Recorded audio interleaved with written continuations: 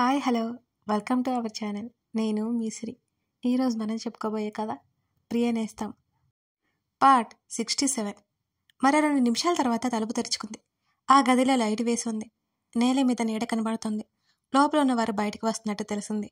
ఊపిరి బిగబట్టి చూశాడు అర్జున్. ఎవరు? ప్రవర్తిక గొంతు విని అతనికి ప్రాణం లేచి వచ్చినట్లయింది. బయట ఎవరూ కనపడకపోవడంతో తిరిగి వెళ్ళిపోవాలనుకుందామే. వెంటనే ఆమె ముందుకు వెళ్ళాడు అర్జున్. ఉలిక్కిపడి అడుగు వెనక్కి వేసింది ప్రవర్తిక. ఆమె చేతిని పట్టుకుని లోపలి గదిలోకి వెళ్లి తలుపు మూసివేశాడు. భయంతో అతని స్పర్శ గుర్తుపట్టలేకపోయింది. ఎవరో వచ్చి తలుపు మూసేయడంతో ఆమెలో కంగారు ఎక్కువైపోయి పెరిగిపోయింది. ఎవరు నువ్వు? వదలు నన్ను అని ప్రవర్తిక అతని చేతిని విడిపించుకుంటుంటే కాఫీ కప్ పక్కన పెట్టేసి అప్పటి వరకు మూరెడు ఉన్న రెడీమేడ్ గడ్డం తీసేశాడు. అర్జున్ చూసి షాక్ అయింది. ఇంకొక క్షణం ఆగకుండా కన్నీళ్లతో అతని గట్టిగా హత్తుకుంది. అర్జున్ ఏం మాట్లాడలేదు. నిజానికి అతనిది అదే పరిస్థితి. ఆమె కన్నీళ్లు అతని హృదయాన్ని తడిపేస్తున్నాయి.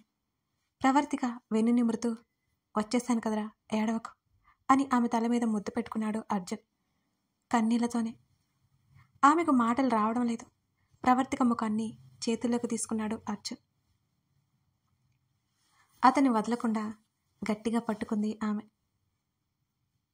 ప్లీజ్ రా, ఏడవకు, నేను త్వరగా వెళ్ళిపోవాలి, నీతో మాట్లాడాలి అని అనగానే ఆశ్చర్యంగా చూసింది అతని వంక. పదండి వెళ్దాం అని అతని చేతిని తిరిగి పట్టుకుంది ఆమె.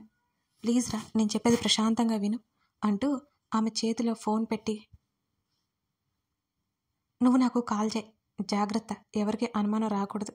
రేపు నైట్ కాకుండా ఎల్లుండి నైట్ నిన్ను తీసుకువెళ్తాను అని అన్నాడు అర్జున్. ఇప్పుడు తీసుకుని వెళ్ళరా? ఆమె ఏడుస్తోంది. అతని వంక బేలగా చూస్తోంది. కుదరదు, నేను నీతో మాట్లాడతాను, సరేనా? చెప్పాను కదా, నీతో మాట్లాడాలి అనిపించినప్పుడు నాకు ఫోన్ చేయి. ఇక్కడ ఎవరెవరు ఉంటారు, ఏం జరిగిందో తెలుసుకోవాలి. ఇప్పుడే నిన్ను తీసుకెళ్ళవచ్చు. మళ్ళీ మళ్ళీ ఇదే జరుగుతుంది. అదంతా నాకు ఇష్టం లేదు. ఒకేసారి క్లియర్ చేస్తే ఆ తర్వాత మనం ప్రశాంతంగా ఉండొచ్చు. అర్థం చేసుకో. పోలీసుల హెల్ప్ కూడా లేదు. అలాంటి వాళ్ళు వీళ్ళు గట్టిగా దెబ్బ కొట్టి నిన్ను తీసుకెళ్ళిపోతాను అని అన్నాడు. ఆమె చెంప మీద చేయి వేసి నిమురుతూ, అర్జున్, ఇక్కడ ఉండలేకపోతున్నాను అని అతని నడుము చుట్టూ చేతులు వేసి అతని మెడ దగ్గర ముఖం దాచుకుంది ప్రవర్తిక. ప్లీజ్ 2 days అంతే, నా బంగారం కదూ ఆమెని ఊరడించే ప్రయత్నం చేశాడు అర్జున్. అంటూ అడ్డంగా తల ఊపుతుంది. చేతుకున్న వాచ్లో టైం చూశాడు అర్జున్. 3:30 దాటింది. వెళ్ళాలరా అన్నాడు. అతని మెడ చుట్టూ చేతులు వేసి గట్టిగా పట్టుకుంది ప్రవర్తిక. నేను ఈ ఇంటి ముందే ఉంటాను, నీకు అందుబాటులోనే ఉంటాను, సరేనా? ఆమెకు నచ్చజెప్పే ప్రయత్నం చేశాడు. అతన్ని వదిలి ఉండటం కష్టంగా అనిపించింది ఆమెకి. చక్కగా తిని హాయిగా రెస్ట్ తీసుకో. నీ బాబుకి నా చేతిలో మూడింది. నీకు సపరేలు చేస్తున్నాడు కదా బాగానే అని అర్జున్ నవ్వుతుంటే, నేను కావాలనే నిద్రలేపాను అంటూ బెడ్ పక్కన ఉన్న బెల్ చూపించి, అది నొక్కితే ఒక అమ్మాయి వస్తుంది. ఆ అమ్మాయితో మా నాన్నని పిలవమని చెప్పాను. నిద్రలో ఉన్నట్టున్నారు, విసుక్కున్నారు. కాఫీ కావాలని చెప్పాను, కావాలని పంపిస్తానని వెళ్ళిపోయారు అని అర్జున్ వైపు చూస్తూ చెప్పింది ప్రవర్తిక. నువ్వెంత విసిగించినా నీ బాబు నిన్ను వదలాలి అనుకోడు. ఇప్పటి నుంచి హాయిగా రెస్ట్ తీసుకో, నేను నిన్ను తీసుకెళ్ళిపోతాను, సరేనా అని అర్జున్ మరోసారి నవ్వాడు. అంది ప్రవర్తిక. ఫోన్ సైలెంట్లో ఉంటుందని ఇది, నువ్వు దాన్ని జాగ్రత్తగా పెట్టుకో. నాకు తెలిసి ఈ గదిలో సీసీ కెమెరాలు కూడా ఉండొచ్చు అని అర్జున్ అనగానే ఆమె భయంగా చూసింది. కంగారు పడుకో, నేను బయటికి వెళ్తే వరకు అవి పనిచేయవలే అని అర్జున్ చెప్పగానే ఆమె రిలాక్స్ ఫీల్ అయింది. ఇప్పుడే వస్తానుండు అంటూ బాత్రూంలోకి వెళ్ళి లోపల చెక్ చేసి వచ్చాడు అర్జున్. లోపల ఏం లేవు. నాతో మాట్లాడాలి అంటే లోపలికి వెళ్ళి మాట్లాడు, సరేనా? తప్పదు అన్నాడు వాళ్ళ పరిస్థితికి లోపల అతనే బాధపడుతూ. వెళ్తున్నాను, రేపు నైట్ వస్తాను, సరేనా? అర్జున్ మరీ చెప్పాడు. అతని చేతిని గట్టిగా పట్టుకుంది. ఆమె చెంప మీద కన్నీళ్లు తుడిచాడు. అతని చేతికి చంపానించుకుంది. అర్జున్ చేతులు వెనక్కి లాక్కుంటూ ఉంటే ఆమెకి దుఃఖం పొంగుకొస్తుంది. ఆమెను వదిలి వెళ్ళిపోతున్న అతనిది కూడా అదే పరిస్థితి. తల ఎత్తి అర్జున్ కళ్ళలోకి చూసింది. నిండు కుండల్లా ఉన్నాయి ఆమె కళ్ళు. ఆమెను అలా చూస్తుంటే అతనికి బాధగానే ఉంది. అర్జున్ చెంపల మీద ముద్దాడింది. గట్టిగా కళ్ళు మూసుకున్నాడు అతను. ఆమెను వదిలి వెళ్ళాలి అనే బాధ అతను భరించలేకపోతున్నాడు. అతన్నే చూస్తూ అతని పెదవుల మీద ముద్దాడింది కన్నీళ్లతోనే. ఆమెను బలంగా హత్తుకుని టైం అయిపోతుందని తప్పక వదిలాడు అర్జున్. నోటికి చేయడ్డు పెట్టుకుని ఆమె ఏడుస్తోంది. జాగ్రత్త, అతని కంటే ముందుగా ఆమె చెప్పింది ఈసారి. భారమైన హృదయంతో అక్కడి నుంచి బయటకు వచ్చాడు అర్జున్. కాఫీ కప్ కూడా వెంట తెచ్చి బయటకు వచ్చాడు. ఏంట్రా కాఫీ ఇవ్వలేదు అని వాళ్ళు కోపంగా అడుగుతుంటే, ఎవరికి వాళ్ళో తెలియదన్నా, పనమ్మాయి కనిపించలేదు అని చెప్పాడు అర్జున్. వాళ్ళు అర్జున్ని అనుమానంగా చూశారు. పై గదులన్నీ వెతికానన్నా ఎవరూ కనిపించలేదు నాకు అన్నాడు అతను. అలా అనగానే అర్జున్ కాలర్ పట్టుకుని, నేను వెళ్ళొద్దని చెప్పాను కదరా, పనమ్మాయికి ఇచ్చేసి నువ్వు పైకెందుకు వెళ్ళావు అని కొట్టబోయాడు అర్జున్ని. మొదటి అంతస్తుకు మాత్రమే వెళ్ళానన్నా. తన కాలర్ పట్టుకున్న వాడి చేతులు చూపిస్తూ కోపాన్ని అణుచుకుంటున్నాడు అర్జున్. ఇంకోసారి ఇలాంటి పని చేశావనుకో చచ్చిపోతావు. మా చేతుల్లో కాదు, మా బాస్ చేతుల్లో. వెళ్ళి పని చూసుకో అంటూ వెనక్కి తోశాడు అర్జున్ని. ఆ కప్ పొదల్లో విసిరేసి వెళ్ళి చెట్టు కింద నిలబడ్డాడు అర్జున్. అప్పటికే తెల్లవారుతోంది మెల్లిమెల్లిగా. ప్రవర్తికతో పట్టుమని పావుగంట కూడా మాట్లాడలేకపోయాడు. ఆమె పక్కన లేదు అనే దిగులు కమ్మేసింది. ఆమెను తలుచుకుంటూ ఆ చెట్టు కింద కూలపడ్డాడు. చాలాసేపటి వరకు మామూలుగా వ్యక్తిగా కాలేకపోయాడు అర్జున్. ఉదయం 9 గంటలకి ఏదో టిఫిన్ పెట్టారు. వారితో పాటే అర్జున్ అది తిన్నాడు. 10 గంటల సమయంలో విల్లా లోపలికి ఒక కాస్ట్లీ కారు వచ్చి ఆగింది. అందులో నుంచి ఒక అతను దిగాడు. అతను సూట్లో ఉన్నాడు. అతని పేరేంటో అర్జున్కి గుర్తులేదు. అతని ఫేస్ అయితే కనిపించడం లేదు. అజయ్ అన్నట్టు విన్నాడు. అజయ్ అంటే అతనే ఉండొచ్చు అనుకున్నాడు. నేరుగా ఇంట్లోకి వెళ్ళిపోయాడు అజయ్. ప్రవర్తిక కాల్ చేస్తే బాగుండనుకున్నాడు అర్జున్. ఎందుకంటే ఆ అజయ్ మాటలు వినాలి అని. అతను ఎలాంటివాడో అంచనా వేయాలి ముందు. ప్రవర్తిక నుంచి ఫోన్ వచ్చింది. బ్లూటూత్కి కాల్ కనెక్ట్ చేశాడు. హలో, ఏవండి? కంగారుగా పిలిచింది. చెప్పరా, నేనే చిన్నగా అన్నాడు. ఎవరో వస్తున్నట్టు తలుపు కొట్టారండి అని చెప్పింది. ఫోన్ ఆన్లోనే ఉంచు, నాకు నీ మాటలు వినిపించాలి. నేను మ్యూట్లో పెడతాను. ఫోన్ కనిపించకుండా పెట్టు అని చెప్పాడు అర్జున్. అలాగేనండి అని అప్పటికే డోర్ కొడుతున్న శబ్దం. ప్రవర్తిక ఆమె కాల్ కట్ చేయబోతుంటే అన్నాడు. చెప్పండి ప్లీజ్, టైంకి తిను అని అతను అనగానే కన్నీళ్లతో మంచం కింద ఫోన్ పెట్టింది. ముఖం తుడుచుకుంటూ తలుపు తెరిచింది ప్రవర్తిక. ఎదురుగా అజయ్, పక్కనే పరశురాం ఉన్నారు. ముఖం తిప్పుకొని వచ్చి బెడ్ మీద కూర్చుంది ఆమె. వాళ్ళు వచ్చినట్టు చప్పుడు వినిపించింది అర్జున్కి.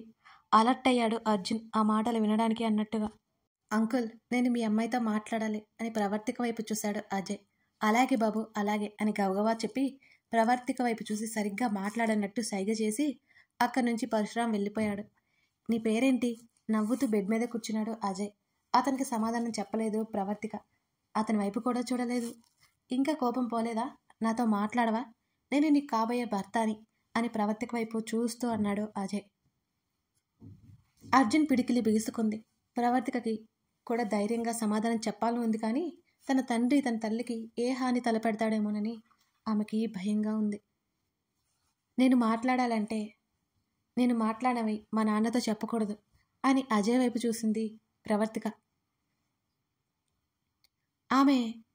ఆమెని చూస్తూ నవ్వుతూనే చూస్తున్నాడు అజయ్. సరే చెప్పు అన్నాడు. నా మనసులో వేరే వాళ్ళున్నారు. ఎన్ని జన్మలకైనా ఆయనే నా భర్త అని అజయ్ వైపు చూస్తూ చెప్పింది భయంగానే. అప్పటి వరకు అజయ్ ముఖంలో ఉన్న నవ్వు టక్కున మాయమైపోయింది.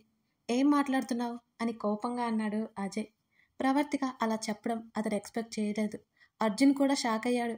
అలా చెప్తే వాళ్ళు ఇంకా ఎక్కువ చేస్తారని అతని అభిప్రాయం. అవును అని అంది భయపడుతూనే ప్రవర్తిక. అజయ్ కోపంగా చూస్తుంటే తనే తప్పు చేయలేదన్నట్టు అతని వైపు చూసింది. ఆ తర్వాత అజయ్ గట్టిగా నవ్వాడు. అతని రియాక్షన్ ఇటు ప్రవర్తికకి అటు అర్జున్కి ఇద్దరు షాక్ అయిపోయారు. ప్రవర్తిక అయోమయంగా చూసింది అజయ్ని. నువ్వు ఎవరినైనా ప్రేమించు, పెళ్లి చేసుకునేది మాత్రం నన్నే. ఐ డోంట్ నో నువ్వెందుకు ఇంత నచ్చుతున్నావో నాకు తెలీదు. మీ నాన్న నీ ఫోటో చూపించినప్పుడు నాకు ఇంట్రెస్ట్ లేదు, కానీ అనుకోకుండా నీ ఫోటో చూసి నీకు ఫ్యాన్ అయిపోయాను. చూడగానే నీ వైపు నన్ను లాగేసుకున్నావు. అంత ఇష్టం నువ్వంటే నాకు. మీ నాన్న దగ్గర ఉండట్లేదని చెప్పాడు. కారణాలేంటో నాకైతే తెలియదు, కానీ నిన్ను పెళ్లి చేసుకుని నా సామ్రాజ్యానికి రాణించేస్తాను నేను. నువ్వు ఒప్పుకుంటే మా డాడీని ఒప్పిద్దాం. నీకు ఇష్టం లేకపోయినా మా డాడీని ఒప్పించి నేను పెళ్లి చేసుకుంటాననుకో అని అన్నాడు అజయ్ అదే నవ్వుతో. ఏం మాట్లాడాలో తెలియక మౌనంగా ఉండిపోయింది ప్రవర్తిక. వచ్చిన దగ్గర నుంచి అలాగే ఉన్నా, నీకోసం బోల్డన్ని నీ బట్టలు నగలు ఉన్నాయి అని అన్నాడు అజయ్. నువ్వు ప్రేమించిన వ్యక్తి కోసం ఎలా అయితే తపన పడుతున్నావో నీకోసం నేను అంతే తపన పడుతున్నాను. నా భర్తల్ని కూడా నేను కాదనుకుని నిన్ను పెళ్లి చేసుకోవాలి అనుకుంటున్నాను అని ప్రవర్తిక వైపు ప్రేమగా చూశాడు అజయ్. ప్లీజ్ నన్ను వదిలేయండి, మిమ్మల్ని పెళ్లి చేసుకోవడం నాకు ఇష్టం లేదు అని అసహనంగా చెప్పింది ప్రవర్తిక. తప్పదు బేబీ, నీకోసం చూడ్డానికి వచ్చాను. నాకు అవతల చాలా పనులున్నాయి, మళ్ళీ రేపు వస్తాను అని అన్నాడు అజయ్. అజయ్ అక్కడి నుంచి వెళ్ళిపోయాడు. గబగబా వెళ్ళి తలుపు లాక్ చేసుకుంది ప్రవర్తిక. వెంటనే బెడ్ కింద ఉన్న ఫోన్ తీసి చెవి దగ్గర పెట్టుకుంది ఆమె. ఏవండి ఉన్నారా అని ఆతృతగా అడిగింది అర్జున్ని. సీసీ కెమెరాలు గుర్తొచ్చి బాత్రూంలోకి ఆమె వెంటనే వెళ్ళిపోయింది. ఉన్నాను, నువ్వు వాళ్ళను రెచ్చగొట్టే మాటలు మాట్లాడుకో అని అన్నాడు అర్జున్. అతను అలా మాట్లాడుతుంటే నేనేం చేయాలి, నాకు చాలా విసుగ్గా అనిపించింది అని చిన్నబుచ్చుకొని చెప్పింది ఆమె. అటువైపు ఎవరితో సైలెంట్ అయ్యాడు ఎవరైనా రావడంతో మళ్ళీ మాట్లాడుతూ, నాకు కూడా కోపం వస్తుంది, కానీ మనం సైలెంట్గా ఉండాలి, అవకాశం కోసం ఎదురు చూడక తప్పదు అని అన్నాడు అర్జున్. మీరెప్పుడు వస్తారు? నైట్ అన్నాడు అర్జున్. ఈరోజైనా ఎక్కువసేపు ఉంటారా? బలవంతంగా ఏడుపు ఆపుకుంటూ అడిగింది ప్రవర్తిక. ఉంటాను అని అన్నాడు అర్జున్. ఎదురు చూస్తూ ఉంటాను అని గట్టిగా కళ్ళు మూసుకుంది ప్రవర్తిక కూడా. ఆలోపే కంటి కడుపు నుంచి కన్నీళ్లు జారిపోయాయి. ఉంటాన్రా, మాట్లాడడానికి ఇబ్బందిగా ఉంది అని అన్నాడు అర్జున్. సమ్మతం కాకపోయినా సరే అన్నట్టు చెప్పింది ప్రవర్తిక. రాత్రి 11 గంటలకి పెద్దాయన ఇచ్చిన టీలో ఎవరు చూడకుండా స్లీపింగ్ పిల్స్ కలిపాడు అర్జున్. ఒకరిని కూడా మిస్ చేయకుండా అందరికీ టీ సర్వ్ చేశాడు అతనే. మరో అరగంటకి అందరూ గాఢ నిద్రలోకి వెళ్ళిపోయారు. తన దగ్గర ఉన్న జామర్ ఆన్ చేశాడు. పరశురాం అక్కడే మెల్లిగా ఇంటి లోపలికి ప్రవేశించాడు అర్జున్. ఎప్పటిలాగే కిచెన్ దగ్గర అమ్మాయి నిద్రపోతూ కనిపించింది. పరశురాం అప్పుడే నిద్ర పట్టించాడు. అర్జున్ కోసం నిద్రపోకుండా ఎదురు చూస్తూ గదిలో అటు ఇటు తిరుగుతోంది ప్రవర్తిక. చప్పుడు చేయకుండా మెట్ల వైపుకు నడిచాడు అర్జున్. నేరుగా ప్రవర్తిక ఉన్న గది వైపు నడిచాడు. తలుపు నెట్టగానే తెరుచుకుంది. శబ్దం వినిపించడంతో తల తిప్పి చూసిన ప్రవర్తికకి అర్జున్ కనిపించాడు.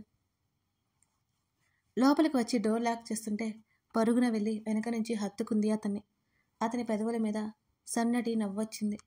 ఆమె వైపు తిరిగి హత్తుకున్నాడు. ఆమె చుట్టూ చేతులు వేశాడు. ఆమెను దూరం జరుపుతుంటే అసలు జరగట్లేదు ఆమె. ప్రవర్తిక అన్నాడు. అతన్ని వదలట్లేదు. కష్టంగా కొంచెం దూరం జరిపి ఆమెను ఒకసారి చూశాడు. నిన్నటి మీద వాళ్ళు కొంచెం ఆమె ముఖంలో ప్రశాంతత కనిపించింది అతనికి. ఏదైనా తిన్నావా అని అన్నాడు. మీరు అని అడిగింది. తిన్నాను అంటూ ఆమెతో పాటు బెడ్ మీద కూర్చున్నాడు అర్జున్. సీసీ కెమెరాలు అని భయంగా అంది. పని చేయవు, నేను లోపల ఉన్నంత వరకు అసలు ఉన్నాయో లేదో కూడా నాకు తెలీదు, అది డౌట్ మాత్రమే, నువ్వేం భయపడకు అని అన్నాడు అర్జున్. చిన్నగా తల ఊపి అతని భుజం మీద వాలిపోయింది ప్రవర్తిక. కొంత సమయం మాటల్లేవిద్దరి మధ్య. ఆమె చుట్టూ చేదును వేసి ఆమె తలని హృదయానికి హత్తుకున్నాడు అర్జున్. ఏవండి? చెప్పు. మనం వెళ్ళేది ఎప్పుడు అని అడిగింది. కొంచెం తల ఎత్తి అతని వైపు చూసింది. రేపు వెళ్దాం సరేనా అని అన్నాడు అర్జున్. అని అంది ప్రవర్తిక. అన్నయ్య అన్నయ్య ఎలా ఉన్నాడు అని కంగారుగా అడిగింది ఆమె ఉన్నట్టుండి. తన వల్లే తన అన్నయ్యకి అలా జరిగిందని గుర్తురాగానే ఆమె కళ్ళల్లో నీళ్లు తిరిగాయి. రేపటి ఎపిసోడ్ అస్సలు మిస్ అవ్వకండి, మీకు ఒక న్యూస్ తెలుస్తుంది, ఓకేనా? అయితే ఇంకొక విషయం అండి, మన సిరి డైరీస్ అనే ఇంకో ఛానల్ ఉంది కదండి, అందులో గివ్ అవే ఇవ్వడానికి నేను ప్లాన్ చేసుకుంటున్నానండి. అందులో విలన్ 100 పార్ట్ ఒకసారి చూడండి. గివ్ అవే ఇవ్వడానికి ఏమేం చేయాలో పార్టిసిపేట్ అవ్వడానికి అందులో తెలుస్తుంది. మిస్ చేయకండి. సిరి డైరీస్ చూసేయండి.